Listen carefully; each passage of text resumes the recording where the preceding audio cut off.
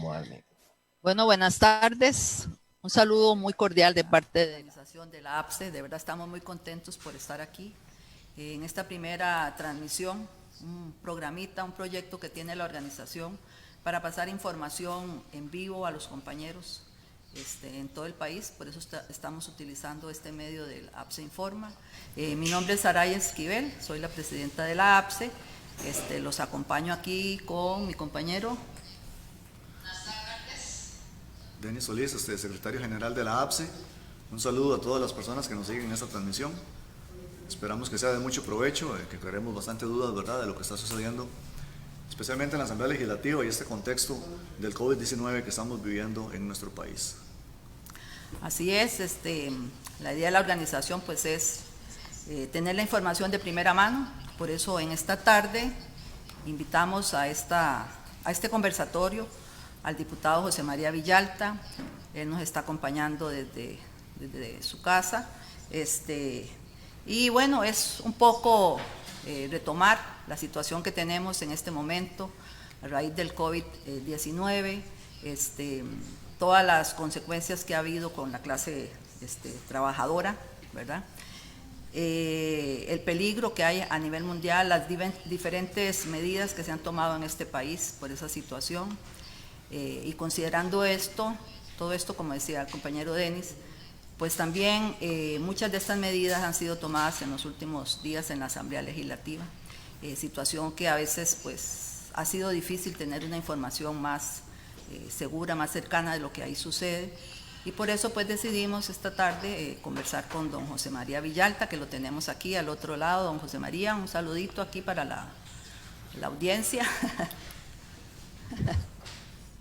Muy buenas tardes, Saray, Denis, y un saludo, bueno, para ustedes y para todas las compañeras y compañeros de APSE que nos escuchan, que nos siguen a través de los distintos canales informativos.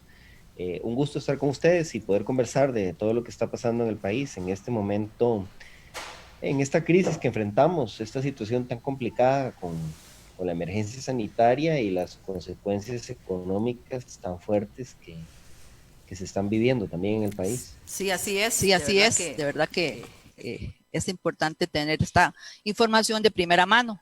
Por eso tal vez don José María nos podría hacer como una presentación, un planteamiento en este momento de lo que está pasando en la Asamblea Legislativa, considerando que prácticamente hace que como más de un mes que la información de lo que sucede ahí pues no es tan ágil como era en otros momentos, ¿verdad? A raíz de esta situación. Y entonces pues tal vez que nos ayude con esta información para los compañeros que está sucediendo en la Asamblea Legislativa. Sí, bueno, realmente estamos en una situación excepcional que, que en el marco de la emergencia ha trastornado los mecanismos y el funcionamiento normal de la Asamblea Legislativa. La Asamblea está funcionando a media máquina, se han suspendido todas las comisiones legislativas y se ha suspendido también la actividad presencial, todos los actos, reuniones, prácticamente los despachos legislativos están cerrados, eh, las visitas, los foros, y eso pues implica un gran reto y una gran preocupación, porque aunque las medidas se justifican por la necesidad de aislamiento, de confinamiento social, de reducir al mínimo las aglomeraciones, pues la asamblea es o debe ser un foro de participación ciudadana por excelencia, donde la ciudadanía está acostumbrada a visitar, a reunirse con los diputados, a ir a las barras de la asamblea, y pues esta dinámica en la que nos encontramos, donde únicamente sesiona el plenario legislativo por un tiempo corto para ver proyectos de ley vinculados estrictamente con la emergencia, eh, pues implica un gran reto desde el punto de vista de la participación democrática, porque si se tramitan leyes que afectan a distintos sectores de la ciudadanía, esos sectores, su posibilidad de participación, de movilización, se reduce todavía más. O sea, siempre hemos sabido que en la Asamblea hay grupos con poder económico que fácilmente a través del lobby, a través de los contactos con diputados, logran influenciar sobre las leyes, pero el pueblo, los sectores sociales, la gente que no tiene ese poder económico, esas patas políticas, la forma que ha tenido históricamente de incidir sobre las decisiones legislativas es la manifestación, la movilización, la visita a las barras, la visita a los diputados, y todo eso está limitado producto de la coyuntura en la que nos encontramos. Entonces, ciertamente es un escenario peligroso, preocupante, como les digo, se entiende por la situación de la emergencia sanitaria, pero también hay un gran riesgo de que esa situación sea aprovechada para tramitar leyes que perjudican a sectores sociales sin el necesario debate que esas leyes deben tener de cara a la ciudadanía. En principio, el acuerdo que hemos tomado las fracciones es que va a sesionar el plenario legislativo 2 o 3 sesiones por día. Estamos sesionando los lunes, los miércoles y los viernes de 10 de la mañana a 1 de la tarde. Se ha trasladado el recinto legislativo al auditorio del Museo de los Niños para que haya una mayor separación entre los diputados y diputadas, y se ha limitado totalmente la asistencia de funcionarios, asesores, periodistas al mínimo. Entonces no están sesionando las comisiones y en teoría se están viendo únicamente proyectos de ley vinculados directamente con la situación de la emergencia. Proyectos de ley para atender los impactos económicos. Acabamos de votar en primer debate, por ejemplo, el primer presupuesto extraordinario, donde se incluyeron recursos de un préstamo que el país firmó con la Corporación Andina de Fomento por $500 millones, que inicialmente eran para pago de deuda, y de ahí se está destinando una parte para financiar los subsidios que tienen que empezar a recibir, que ya deberían estar empezando a recibir familias trabajadoras afectadas por las consecuencias económicas de la crisis. También se votó un proyecto para alimentar este fondo de subsidios con plata de los combustibles, aprovechando la bajada en los precios del petróleo, que ya se aprobó en segundo debate, y hay otros proyectos pendientes de discusión, como la ley contra la usura, como la ley de moratoria de créditos, la ley de moratoria de arrendamientos, y otras iniciativas en teoría vinculadas con la forma de enfrentar la emergencia. Pero ustedes saben que ahí el diablo está en los detalles y hay cosas que pueden trascender eso. Por ejemplo, logramos aprobar recientemente, después de una discusión muy dura, la ley para permitir que a estos trabajadores afectados por la emergencia en la parte económica se les haga entrega del FCL, del Fondo de Capitalización Laboral, aunque no hayan sido despedidos formalmente, que fue una discusión muy larga porque no querían las operadoras soltar esos recursos de los trabajadores, ni siquiera en el marco de esta crisis. Pero la sensación que tenemos la mayoría de las fracciones legislativas es que no hay una estrategia unificada del gobierno, sino que el gobierno va presentando a cuentagotas proyectos de ley como para enfrentar al calor del momento la emergencia, pero no hay una estrategia clara, integral para abordar el asunto. Y eso nos lleva a uno de los proyectos que más nos preocupan y que yo sé que a ustedes también les preocupan, que es el proyecto de ley que busca eliminar este año el pago de anualidades a los trabajadores públicos. No hay una propuesta integral del gobierno donde se plantee, por ejemplo, medidas para que todos los sectores, y especialmente los sectores con mayores ingresos, contribuyan solidariamente para enfrentar esta crisis, sino que empiezan a mandar proyectos de ley que son parches, que son ocurrencias, y únicamente afectando a algunos sectores. Entonces sí, es una coyuntura complicada porque no hay espacio para el debate parlamentario, para la discusión pública más transparente, más participativa, más reposada, sino que el marco de la emergencia nos tiene en un régimen de excepción de la discusión legislativa que claramente puede ser aprovechado por algunos para introducir reformas impopulares sin la verdadera discusión y participación que esas reformas ameritan. Y eso es lo que hemos tratado de evitar hasta el momento en el marco de esta discusión, pero obviamente hay temas que nos preocupan muchísimo y me imagino que ustedes ahora, a través de otras preguntas, nos permitirán profundizar sobre ellos. Sí, José María, correcto. Ahora que usted lo mencionaba, ¿verdad? Debido a esta dinámica de la emergencia sanitaria, nosotros hemos estado, ¿verdad?, un poco desmovilizados como sector social, sindical, Sin embargo, vemos cómo los sectores económicos poderosos, ellos no están desmovilizados y ellos están en reuniones constantes, ¿verdad? Y pareciera que son los que están dictando la política al Ejecutivo. Veamos, por ejemplo, eh, que iniciada la situación del COVID-19, inmediatamente solicitan una reducción y congelamiento de la jornada laboral, ¿verdad? En el sector privado, lo cual vino a hacer un golpe muy fuerte en el sector privado con lo que es la reducción, ¿verdad? De salarios y despidos temporales, ¿verdad? En este sector, causando aún más pobreza y desempleo. Eh, Últimamente hemos visto que algunos de los proyectos que son presentados, usted, por ejemplo, ha estado tratando de presentar algunos proyectos y pareciera que los proyectos que son un poco de favorecer, ¿verdad? Más a lo que es el sector del pueblo, no tienen buena voluntad política, ¿verdad?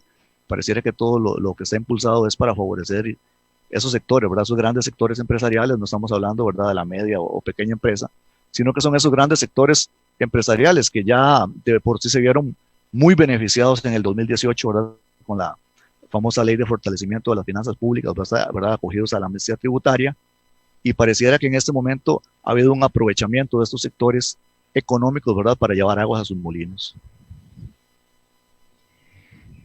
Sí, efectivamente uno ve que la agenda que se está presentando para enfrentar la crisis, en la mayoría de los casos no involucra un abordaje integral, un abordaje más justo, más solidario. Nosotros hemos presentado varias propuestas, por ejemplo, para la moratoria en el pago de créditos. Los banqueros se oponen a que se haga una moratoria justa, una moratoria que realmente alivie a las personas trabajadoras que están viendo disminuir sus ingresos. Al final hemos logrado consensuar un proyecto para por lo menos plantear reglas mínimas que ayude a la gente a que no se aprovechen de ella, no le cobren más intereses en el marco de esta emergencia, pero ha costado muchísimo por la influencia de esos grupos.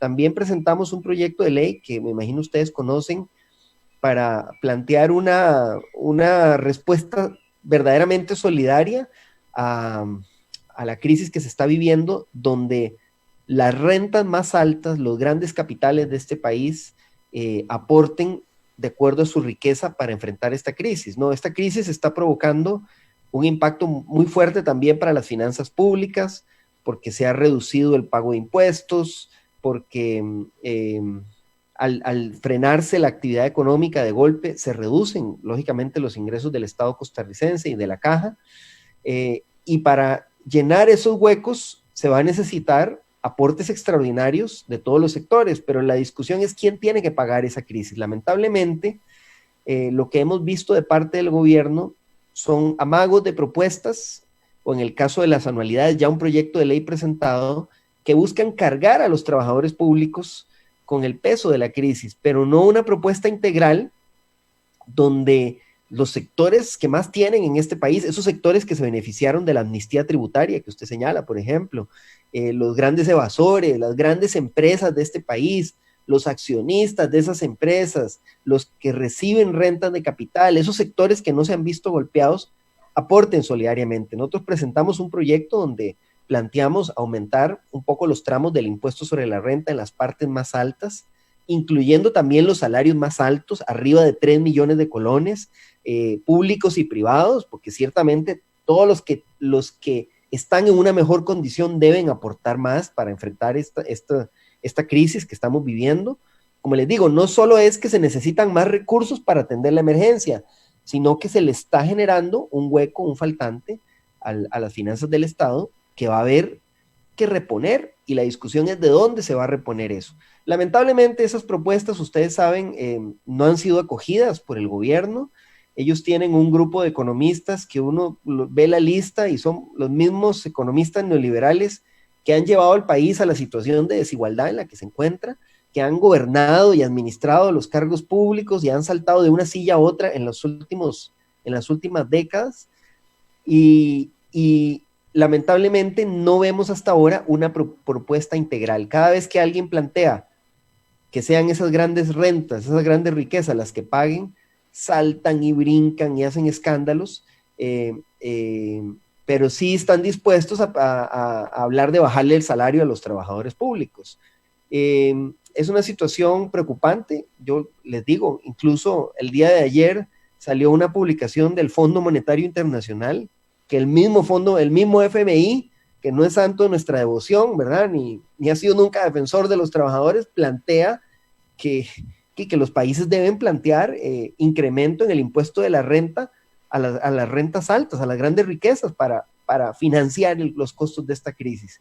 Entonces, hasta el FMI, imagínense cómo estará el mundo, que hasta el FMI está planteando estas cosas, pero aquí no quieren ni oír hablar de esto, y el gobierno, lamentablemente, va de furgón de cola de estos grupos que quieren cargar los costos de la crisis sobre los trabajadores públicos.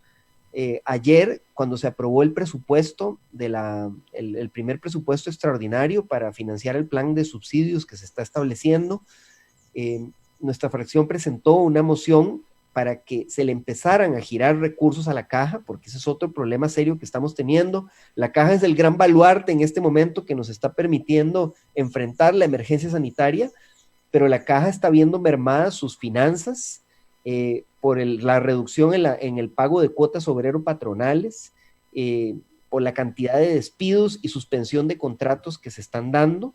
La caja tomó la decisión también de reducir la base mínima contributiva, pero estas medidas, igual que la ley de reducción de jornadas laborales, son medidas paliativas que lo que han buscado es reducir o mitigar la cantidad de despidos que se está dando en el país y la cantidad de suspensión de contratos donde ni siquiera se le pagan las prestaciones a los trabajadores, pero lamentablemente son números muy altos de crecimiento del desempleo que estamos viviendo. Ya hay más de 400,000 personas trabajadoras afectadas y se cree que eso puede crecer todavía más. El desempleo podría haber subido ya hasta un 20%, o sea, haberse duplicado en el mes y medio que llevamos de la emergencia, y estimamos que perfectamente, si esta situación se mantiene, la pobreza podría incluso duplicarse en nuestro país. Ese 20% de pobreza que hemos tenido lamentablemente podría elevarse hasta el 40%. Entonces, propusimos que parte de los recursos de este préstamo que ya se aprobó entraran para pagar parte de la deuda del Estado con la caja, y que la caja no tenga ese hueco que se le está generando a sus finanzas. Sin embargo, la mayoría de fracciones rechazaron esa moción. Algunas se comprometieron a que en los próximos presupuestos van a dar la pelea para pagarle los recursos a la caja, pero ya vieron ustedes las declaraciones del presidente el día de hoy diciendo que no hay plata para pagarle a la caja, que no saben cómo van a hacer para pagarle a la caja. Creo que seríamos el único país del mundo que deja su sistema de salud público quebrar en el marco de esta emergencia, cuando todos los países están viendo a ver cómo hacen para fortalecer más bien ese sistema de salud, y los que han privatizado su salud están lamentándose de haberlo hecho porque esta crisis ha puesto en entredicho el fracaso de las privatizaciones de los servicios públicos. Entonces es una situación lamentable. No todo es negativo tampoco. Hemos logrado algunas peleas importantes, como lo del FCL, como la ley de las comisiones para ponerle freno a las comisiones de los datáfonos, que es algo que golpeaba mucho el bolsillo de la gente y de los pequeños comercios. Y estamos dando la pelea para aprobar la ley contra la usura. También hemos logrado posicionar ese tema y el tema de la caja como temas prioritarios, pero ciertamente es un escenario muy complicado donde ya la desigualdad de fuerzas que ha existido en este país, donde hay grupos de poder económico que controlan una mayoría de la Asamblea Legislativa, pues ese escenario desigual se ha multiplicado por producto de que los sectores sociales, como usted dice, Denis, están desmovilizados, no pueden salir a la calle, utilizar las herramientas que históricamente hemos utilizado para dar la pelea, y eso obviamente ha puesto en una condición muy desigual la batalla.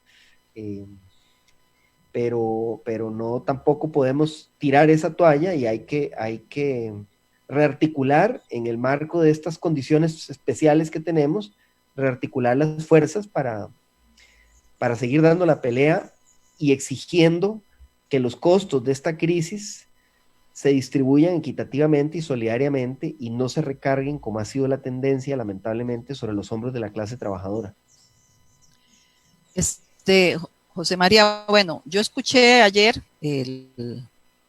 el plenario cuando estaban en esa discusión.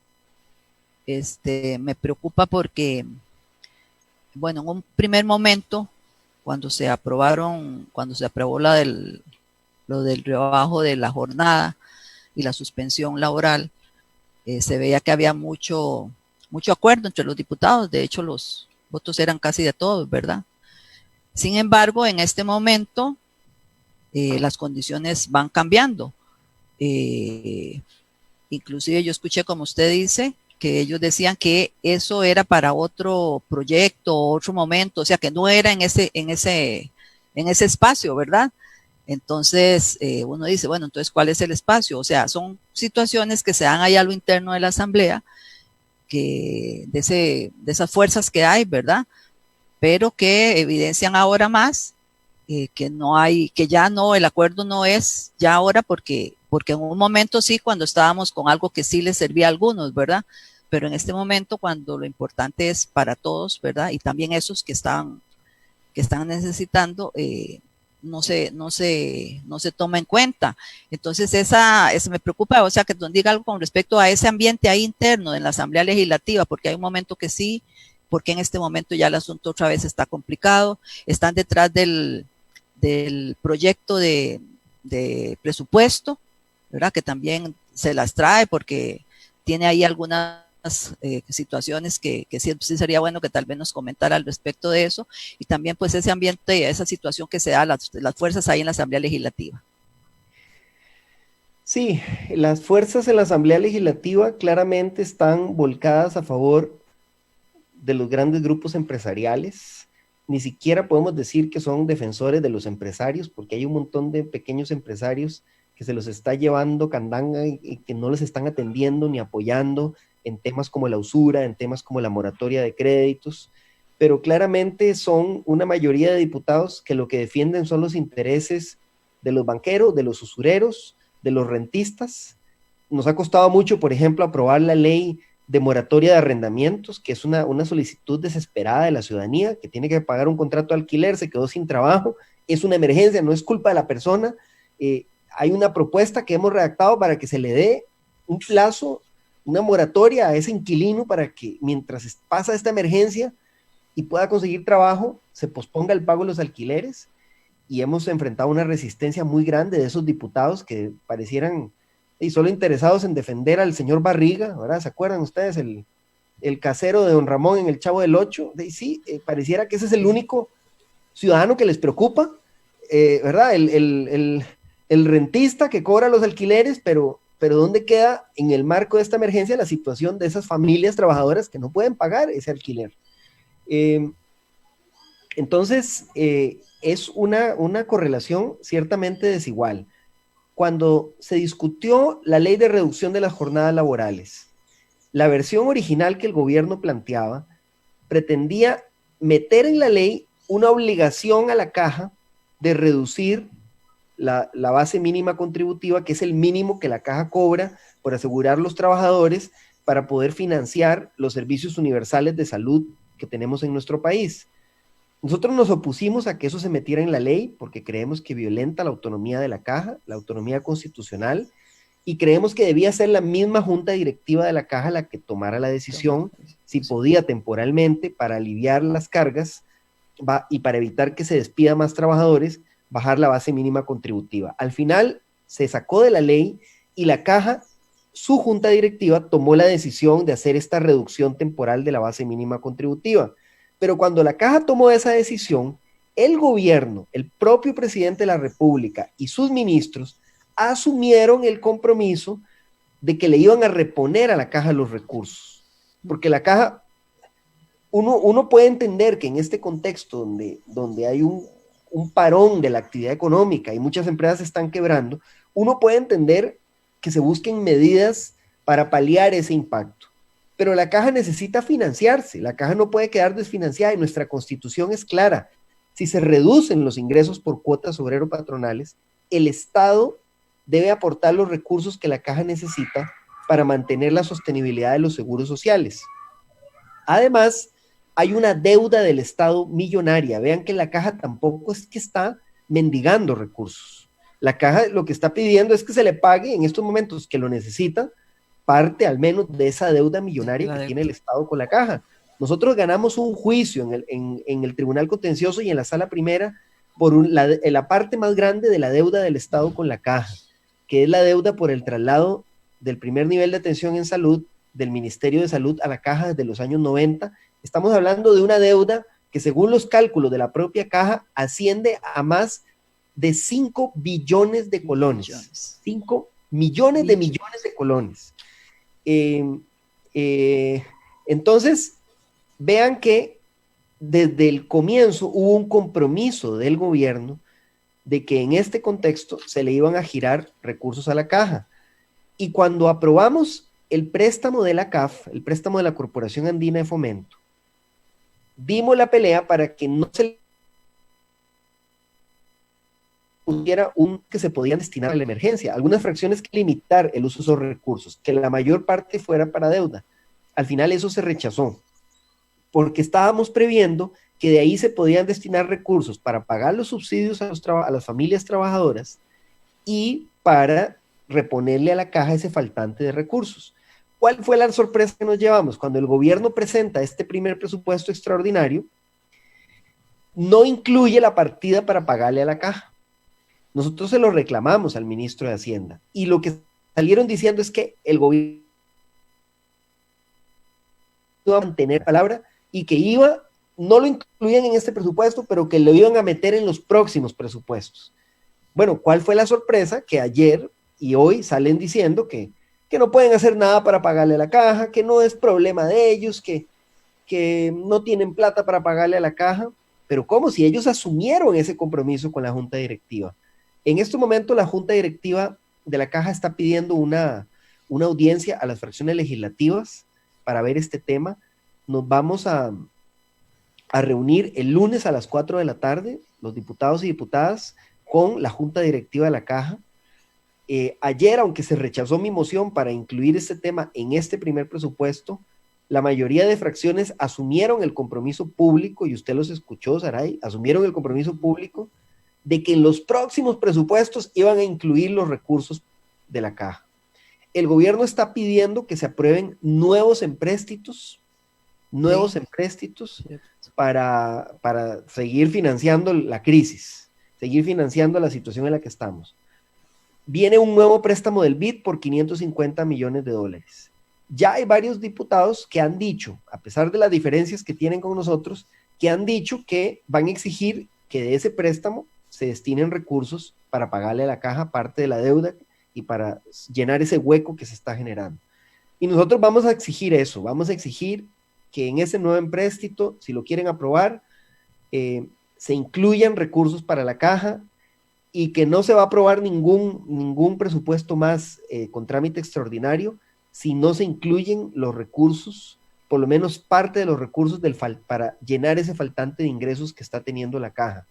Y creo que es una lucha en la que vamos a contar con el respaldo de muchos sectores, y es muy importante que los distintos sectores sociales se manifiesten. Ya se están empezando a manifestar los trabajadores de la caja. Creo que las organizaciones sociales, sindicales deben manifestarse también.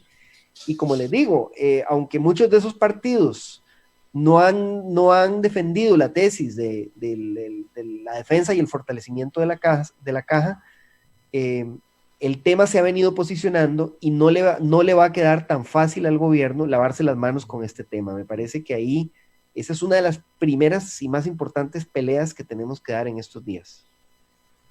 Sí, José María, este tema de la caja, ¿verdad? No es un tema nuevo.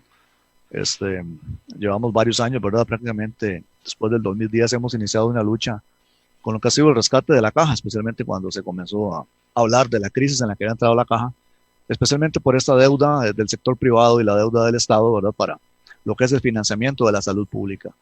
Ya son muchos años, ¿verdad? Los que hemos venido en esta lucha, y es lamentable, por ejemplo, la denuncia que hace don Mario de Bandas ayer sobre las palabras que algunos jerarcas, ¿verdad? Del gobierno, el caso del ministro de Hacienda y el caso del presidente del Banco Central, donde pareciera que la situación de la caja no es prioridad para ellos, cuando en este momento, ¿verdad? De crisis, más que nunca queda evidenciado la importancia que tiene la Caja Costarricense de Seguro Social y ese carácter de solidaridad que la ha caracterizado desde su creación en este momento de crisis.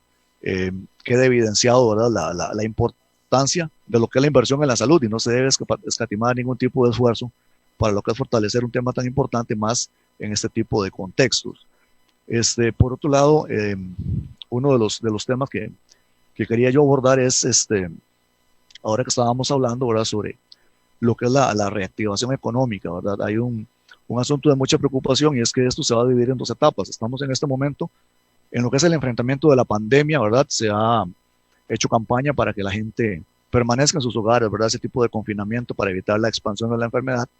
Sin embargo, es preocupante, ¿verdad? Cada día que pasa, hay grandes sectores en este país, pues, estamos hablando, por ejemplo, del sector informal, que es el más del 46% de la población, que muchas veces no puede darse ese lujo, ¿verdad?, de ese confinamiento. Las personas que tienen que salir día a día, ¿verdad?, a trabajar, a buscar el sustento para sus familias. Y no parece haber una respuesta clara, ¿verdad?, para lo que es sustentar y resolver las necesidades de estas personas. Y en el contexto post la emergencia médica, ¿verdad? Más bien, como estábamos empresariales, por ejemplo, hace unos días el mismo representante, ¿verdad?, de la UCAEP, que siempre ha sido la característica de atacar al sector público, pero en ese momento queda en evidencia de que no es un asunto contra el sector trabajador, donde estaba hablando, por ejemplo, de que la imposibilidad que se estaría presentando hasta de pagar aguinaldos, ¿verdad?, cuando sabemos que el aguinaldo es un recurso económico que reactiva la economía a fin de año. El mismo caso pasa con el salario escolar y con lo que son los salarios en general, ¿verdad?, que son los que realmente se distribuyen en el país, que son los que se insertan tanto en el sector privado, en el pequeño, en el mediano empresario, son los que se reactivan a través de los salarios, ¿verdad? Y cuando uno ve este tipo de políticas y señalamientos de que las soluciones que se le dan para paliar una crisis de reducciones de salarios, reducciones de jornadas laborales, recortes, por ejemplo, pretender el no pago de aguinaldo, el ataque que se dio hace unos días hacia el salario escolar, ¿verdad? Uno ve que no hay una verdadera visión de una reactivación económica seria, sino que más bien se trata otra vez de atacar, ¿verdad?, por la vía más fácil, que es al trabajador, y no que realmente pague quien tiene que pagar, donde lamentablemente muchas de las ganancias que ha tenido toda esta gente son escondidas, ¿verdad?, y muchas veces fuera del país. Muchos de estos recursos aparecen a veces en cuentas como las de los Panama Papers, ¿verdad?, que surgieron hace algunos años, y lamentablemente esto lo que hace es una contracción de la economía, y pareciera, la verdad, que con este tipo de posiciones, especialmente de estos líderes empresariales, ¿verdad?, de los grandes líderes empresariales, no brindan, ¿verdad?, una verdadera solución para una reactivación económica. Sí, efectivamente, yo estoy muy preocupado también por ese escenario post-crisis, digamos post-crisis sanitaria. No está tan claro cuándo va a empezar ese escenario, cuándo podemos decir que pasó la crisis sanitaria. La verdad es esa. Hay criterios muy optimistas de que ya en junio, julio podría haber pasado lo peor de la emergencia sanitaria, pero eso es discutible viendo lo que le está pasando a algunos países que relajaron muy rápido las medidas de confinamiento sin tener todavía una vacuna contra el virus. Estamos viendo repuntes de los casos, de la transmisión de la enfermedad. Entonces no está claro cuánto tiempo más vamos a estar en esta situación. Eso plantea retos muy grandes, por ejemplo, para el sector educación. No se ha dicho nada. No hay claridad de cuándo se van a poder reiniciar las clases, por lo menos de la forma normal, presencial.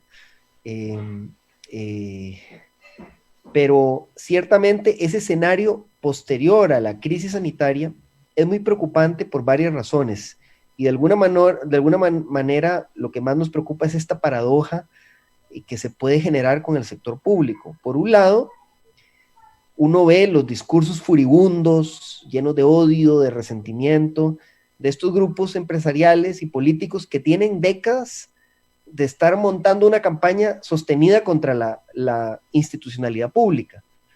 Sí.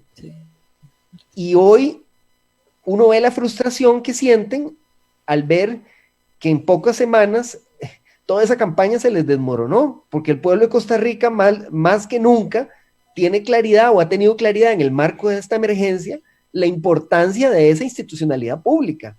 Incluso instituciones como FANAL, que poca gente daba un 5 por ellos, o que habían logrado ya desprestigiarlas muchísimo, hoy se han revalorizado y la ciudadanía tiene claridad de su importancia. Y ni hablar de la caja, y ni hablar del Estado Social de Derecho en general.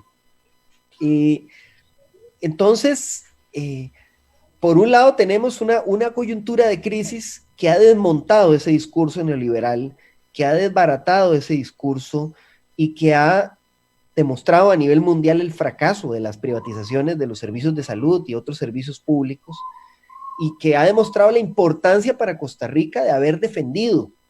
Y tal vez poca gente lo dirá o poca gente se acordará, pero habría que darle en ese contexto, darle las gracias a esos necios y necias, a esos dirigentes sindicales, a esos luchadores sociales, a esas trabajadoras y trabajadores del sector público que durante décadas defendieron esa institucionalidad y que son responsables de que no la hayan podido desmantelar, ¿verdad? Vamos a ver, poca gente se acordará de eso y poca gente lo dirá, pero ciertamente, si la gente tuviera más memoria, tendría que hacerlo. Y bueno, eso es una oportunidad que tenemos. Quienes creemos en esa institucionalidad pública, tenemos una oportunidad porque en el imaginario de la ciudadanía se ha revalorizado esa institucionalidad. Pero también, y esa es la paradoja,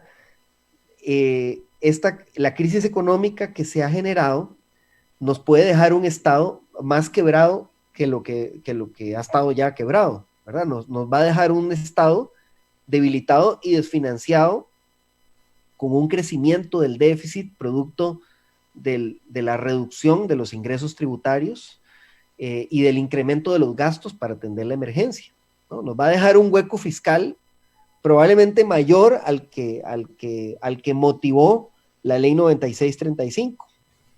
Y esa es la oportunidad que están viendo esos neoliberales para seguir imponiendo su agenda, ¿no? Si nos deja esta crisis un Estado quebrado, ya verán ustedes, van a salir las voces planteando nuevamente, bueno, ya están saliendo todos los días las voces que plantean nuevamente que la única solución es cerrar instituciones, que la única solución es recortar derechos de los trabajadores públicos. Tienen un doble discurso que no se sostiene en un debate abierto, ¿no? Cuando uno les dice, bueno, pero ¿por qué no le vamos a poner más impuestos a las grandes rentas, a las grandes empresas que se han beneficiado con amnistías tributarias, a los que están saliendo ganadores de esta crisis? Porque no es cierto que todos los sectores están igual de jodidos. Ahí está Walmart, que debe haber incrementado sus ganancias como nunca antes, y ahí podríamos empezar una larga lista de sectores beneficiados con la crisis económica. Y cuando uno les dice, ¿cómo no les vamos a poner más impuestos a estos sectores y financiar así el faltante de recursos del Estado? Salen diciendo que es que se van a necesitar los recursos de esos sectores para que se pueda reactivar la economía y que se pueda salir de la crisis. Y entonces cuando hablan de ponerle impuestos de rebajar los salarios de los trabajadores públicos, uno podría aplicar el mismo argumento de quiénes son los que van a sostener el consumo en las comunidades, quiénes son los que van a sostener las ventas en los comercios, en los pueblos donde toda la actividad económica se ha caído, y los que todavía están recibiendo ingresos, que son muchos trabajadores públicos y sectores privados que no se han visto tan afectados. Entonces ahí no aplican el mismo razonamiento de que se van a necesitar esos sectores para reactivar la economía. Ya hay varios estudios, repito, no solo de los economistas del Frente Amplio, hay estudios del Banco Mundial, de CEPAL, que han señalado que sería un error en este contexto seguir golpeando a los trabajadores públicos, seguir reduciendo sus ingresos, pero obviamente van a venir por ahí. Y ciertamente nos preocupa que si el Estado queda muy quebrado, muy debilitado, con un hueco fiscal muy grande, sería como devolvernos al escenario del 2018 que justificó o que llevó a la aprobación de la reforma fiscal, de la ley 9635, ese escenario apocalíptico de que si no se aprobaba esa ley se iba a quebrar el Estado costarricense. Bueno, es muy preocupante que el final de la crisis nos deje ahí. Por eso es que desde ahora tenemos que anticiparnos, y eso es tal vez un error que hemos cometido, que cometemos las fuerzas sociales o quienes luchamos contra esa agenda neoliberal hegemónica, que reaccionamos, estamos a la defensiva defendiéndonos de los ataques de ellos, pero nos falta iniciativa nos falta mayor iniciativa para posicionar más rápidamente nuestras propuestas, nuestras alternativas. Y creo que en este contexto hay que empezar a hacerlo. Hay algunos proyectos que ya hemos presentado, como la ley precisamente para aumentar la contribución de las rentas altas, que es una propuesta que ya presentamos, pero creo que desde los diversos sectores sociales hay iniciativas muy valiosas, también de las universidades públicas, que habría que empezar a posicionar y no esperar a que nos agarren en ese escenario post-crisis con las propuestas que van a salir de ese equipo de economistas que la UCAEP le asignó al presidente de la República, porque ya sabemos qué va a salir de ahí, ¿verdad? No hace falta ser muy creativo, muy imaginativo para saber qué es lo que ellos van a venir planteando. Sí, exactamente así es, José María. Bueno, es el contexto que tenemos, ¿verdad? Es muy complicado. Nosotros como organización también de trabajadores nos preocupamos también por todos los trabajadores, ¿verdad? Y en este contexto de crisis, pues se complica porque está mezclada la situación de la crisis, ¿verdad? El contagio y el abuso que están haciendo de esta situación para inclusive, aparte que no protegen a la población, no dan espacio para presentar proyectos que ayuden a combatirla, ¿verdad? Entonces, esa parte es delicada. Como usted decía, en este momento yo pienso que no tenemos que hacer mucha diferenciación entre trabajador público y privado. Sin embargo, pues las condiciones son complicadas.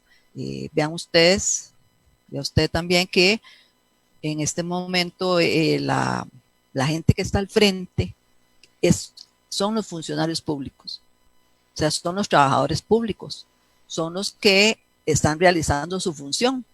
Eso es un trabajador, ¿verdad? Público. Entonces, eso es lo que también uno cuestiona, como usted lo dice, la falta de ver todo esto, de ver cómo los trabajadores públicos están ayudando, ¿verdad? En el frente mismo y también con sus salarios a dinamizar la economía. Bueno, me preocupa en este momento qué proyectos hay en este momento en la Asamblea que nos van a afectar. Bueno, en este momento por la situación del COVID, pues muchos nos van a afectar, pero así puntualmente porque uno oye a la gente que dice, bueno, es que hay un proyecto de esto, ¿qué pasó con el salario? ¿Qué pasó con la anualidad? ¿Qué pasó? O sea, y no tenemos así como un panorama claro. Uno revisa por internet, ¿verdad? Lo de la Asamblea Legislativa, pero en este momento los días son diferentes, cambian completamente el panorama. Entonces, tal vez si usted nos explica un poquito cuáles puntualmente hay en la Asamblea en este momento para que nos puedan afectar a todos, ¿verdad? A toda la situación. Sí, en la discusión de la agenda legislativa que ha estado concentrada en temas de la emergencia, en estos momentos hay algunos proyectos que se están discutiendo que hemos tratado de defender o mejorar, que buscan aliviar las cargas de las familias y las personas trabajadoras afectadas por la emergencia. Y que serían cosas positivas que ojalá la usura, que está ya en discusión en el plenario y que está enfrentando una oposición feroz, los banqueros y de organismos que trabajan para los banqueros y que quieren impedir que esa ley se apruebe, porque es importante para ponerle freno a los abusos que cometen las entidades financieras en nuestro país contra las personas trabajadoras. También estamos discutiendo proyectos para establecer moratorias en el pago de créditos y en arrendamientos que buscan igualmente aliviar con esta emergencia, no se le siga cobrando a la gente como si no hubiera pasado nada cuando estamos enfrentando casi un cataclismo, una hecatombe económica. Hay proyectos de ley que buscan que el gobierno obtenga más financiamiento, a los que no nos hemos opuesto, siempre y cuando se destinen recursos a atender a las familias trabajadoras afectadas, se destinen recursos a atender a financiar a la caja. Hay un nuevo préstamo que se va a empezar a discutir con el BID, del que nuestra posición va a ser no permitir que se apruebe si no se aclara y se garantiza la asignación de los recursos a la caja, como les comentaba antes. Están también los proyectos que se han planteado desde la mesa de trabajo municipal. Hay uno también para que se establezcan moratorias en el pago de servicios municipales, en el pago de impuestos municipales, que también ha sido trabajado con varios alcaldes y alcaldesas que están muy preocupadas por el impacto en los gobiernos locales. Todas esas son iniciativas de atención a la crisis. Ahora, que golpee los derechos de los trabajadores propiamente. El proyecto más preocupante hasta ahora, presentado por el gobierno, es el que busca que no se paguen anualidades en el año 2020, que es el expediente, para hablar aquí con número de expediente, es el expediente 21.917, que busca ponerle un transitorio a la ley de salarios de la administración pública, y básicamente lo que plantea es que durante el 2020 no se pagará la anualidad. De hecho, es un proyecto que fue presentado de forma atropellada y chambona por el Poder Ejecutivo, porque fíjense ustedes que en el presupuesto que se acaba de aprobar estaban ya rebajándole la anualidad a los trabajadores del sector público, cuando ni siquiera se había aprobado, esta ley ni siquiera se ha aprobado. Este 21.917 está presentado y está en proceso de consultas con varias instituciones. Ha recibido varios criterios de instituciones que se han pronunciado en contra y que han señalado, que tiene errores importantes. La Corte Suprema de Justicia dijo que no le afectaba, aunque en el debate se ve una discusión interesante sobre cómo se van a rebajar las anualidades, si es un derecho laboral. Hay instituciones como el IMAS, como la ARECEP, como la Junta de Protección Social, que se han pronunciado en contra y han planteado argumentos de peso. El proyecto no aporta, está tan mal hecho que no aporta ninguna justificación, ningún análisis del impacto de quitarle la anualidad a los trabajadores públicos. Simplemente dice que es a fin de destinar más recursos a la atención de la emergencia, pero no analiza el impacto jurídico de esto. Yo sé que ustedes, algunos ministros que se reunieron con los trabajadores de la educación, les dijeron que no era que se quería eliminar la anualidad, sino que únicamente posponer su pago para no pagarla en enero, perdón, no pagarla en 2020, sino pagarla después.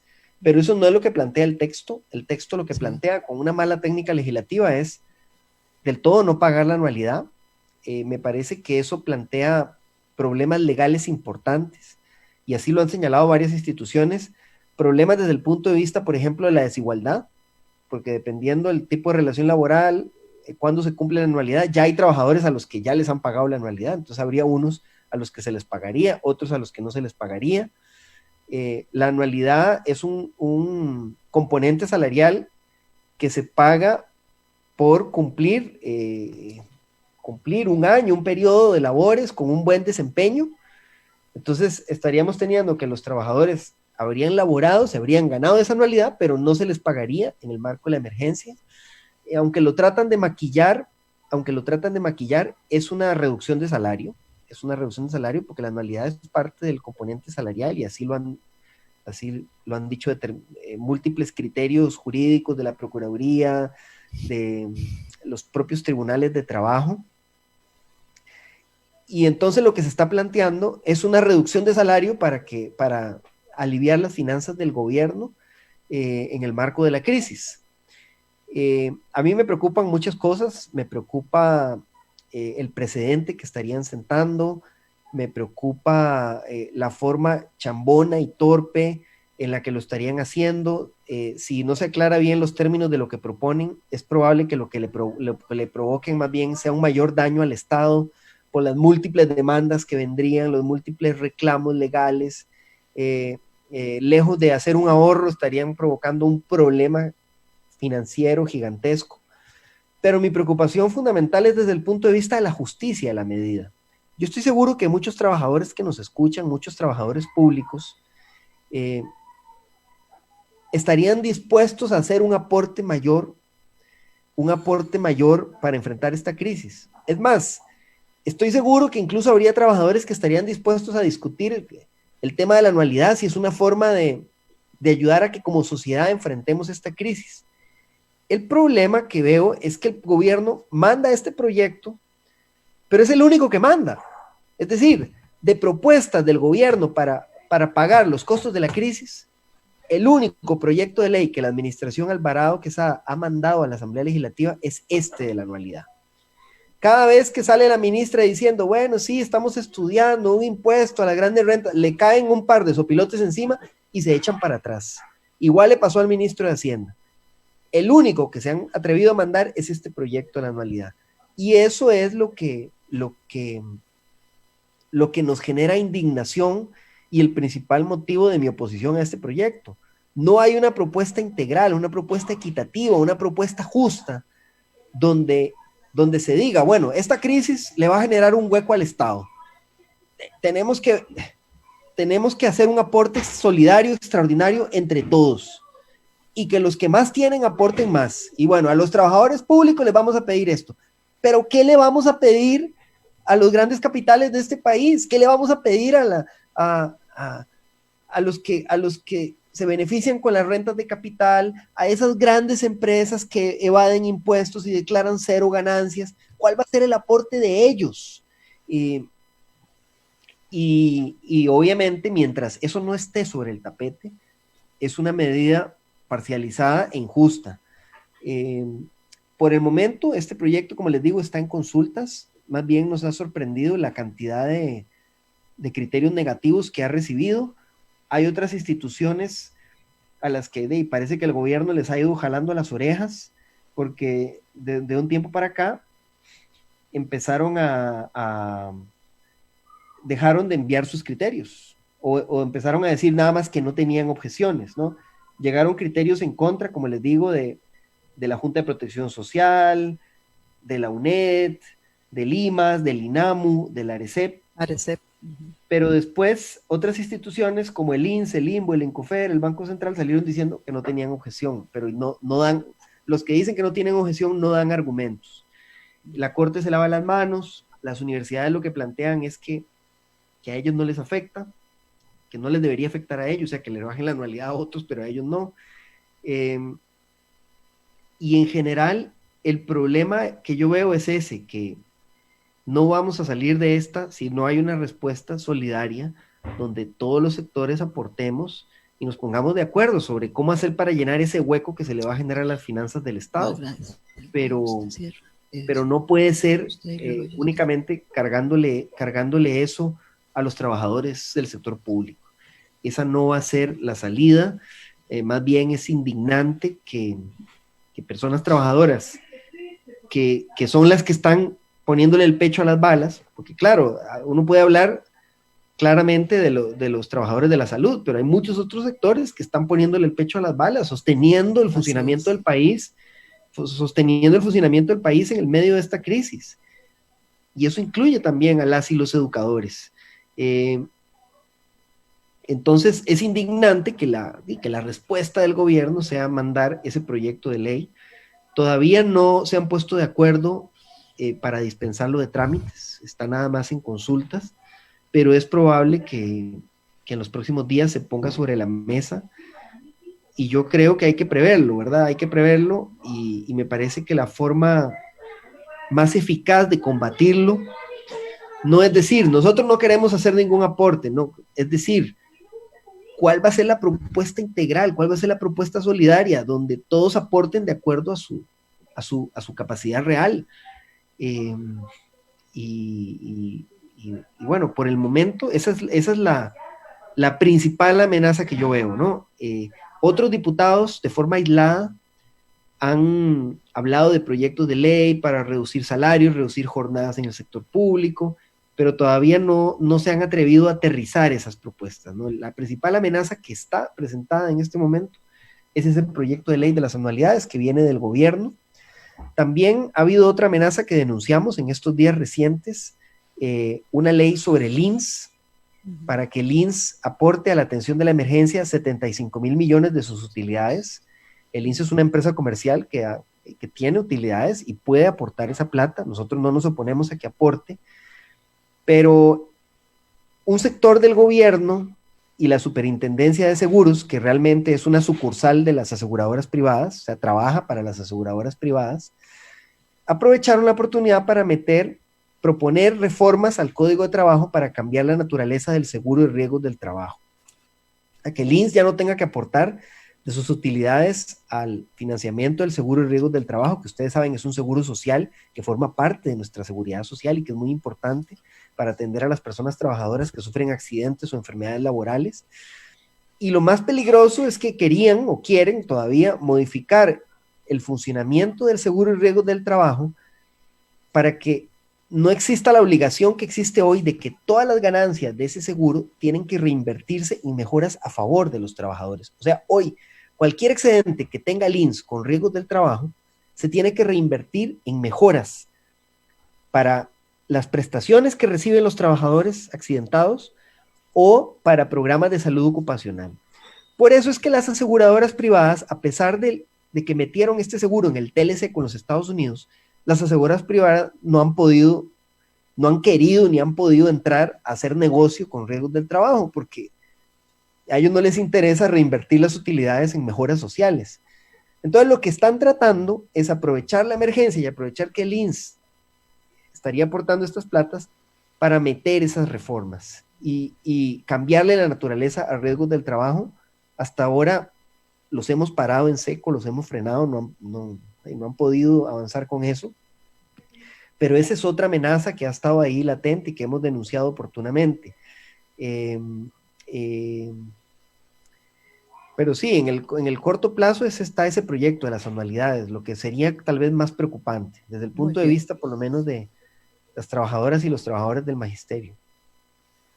Sí, José María, ahora que usted mencionaba un punto muy importante en lo que es el enfrentamiento de esta crisis, es el término de la solidaridad, ¿verdad?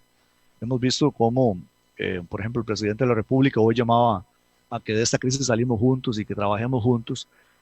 Y hablando del tema de la solidaridad, bueno, en el caso, por ejemplo, del sector público, podemos ver que este año sufrimos el congelamiento del aumento salarial, ¿verdad? Un aumento salarial que, si bien es cierto, es bastante paupérrimo, ¿verdad? Pero significa el aumento, un derecho, ¿verdad?, que tenemos los trabajadores, incluso que es muy bajo con respecto al costo de vida. Ya hemos tenido, por ejemplo, ese aporte. Ahora usted menciona este otro proyecto de la anualidad, ¿verdad?, que también lo ponemos en riesgo.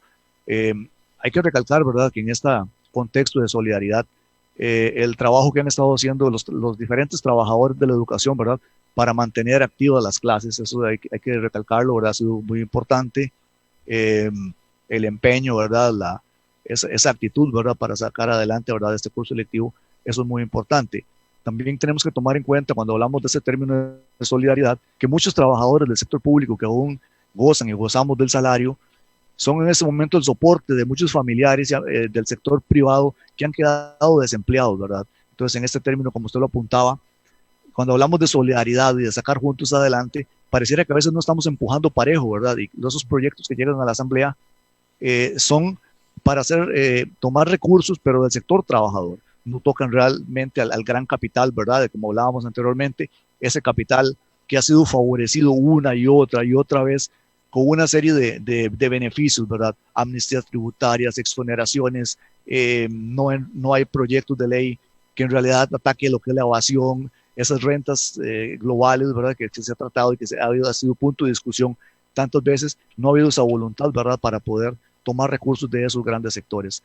Entonces, en un momento como este, ¿verdad? Que hablamos de solidaridad, creo que hay la voluntad, ¿verdad? De muchos de nosotros, ¿verdad? De si tenemos que colaborar, hacerlo, ¿verdad? Para sacar adelante la crisis y para ayudar en este momento al que está sufriendo más, el más necesitado. Pero sí, a uno le gustaría ver que esto fuera un poco más parejo, ¿verdad? Y que no hayan sectores que simplemente estén sacando grandes beneficios, ¿verdad? A costas de la clase trabajadora. Bueno, muchas gracias al compañero Denis. Muchas gracias, José María, por estos aportes que nos ha dado a todos, ¿verdad? Es importante estar al tanto de lo que realmente sucede. A veces lo que escuchamos en los medios de comunicación no es exactamente la realidad. Todo la estamos viviendo, ¿verdad? Esta es una situación de todos, una mezcla entre crisis y emergencia nacional y aprovechamiento, digámoslo así, de una circunstancia para también sacar provecho. O sea, al final no somos todos, ¿verdad? Somos unos y otros. Y en este momento pagando lo que suceda en este país. Como organización, pues agradecemos la atención prestada a todos. El objetivo es informar más cerca. Estamos en un cambio. El cambio es volver a esto, volver a las redes, a ustedes que están ahí en sus casas, ¿verdad? Los que están trabajando, de verdad también. Para todos es importante esto y como organización pues nos interesa informar de alguna u otra manera. Vamos a seguir adelante con esto como organización, somos conscientes de lo que está sucediendo en el país y estamos aportando en la medida en que las posibilidades nos lo permiten, ¿verdad? En medio de esta pandemia. Y bueno, agradecerle a don José María, a los diputados que sí se ponen la camiseta, ¿verdad? Y sí son conscientes de lo que pasa. Y esperemos pues seguir adelante con estas actividades y pues les agradecemos a todos y muy buenas noches. Buenas noches, muchas gracias y estamos a la orden. Espero que podamos mantener ese canal de comunicación con ustedes sobre los proyectos que se están discutiendo y muchas gracias más bien por este espacio y un saludo a toda la gente que ha seguido esta conversación. Muchas gracias. Muchas gracias. Buenas noches a todos. Buenas noches.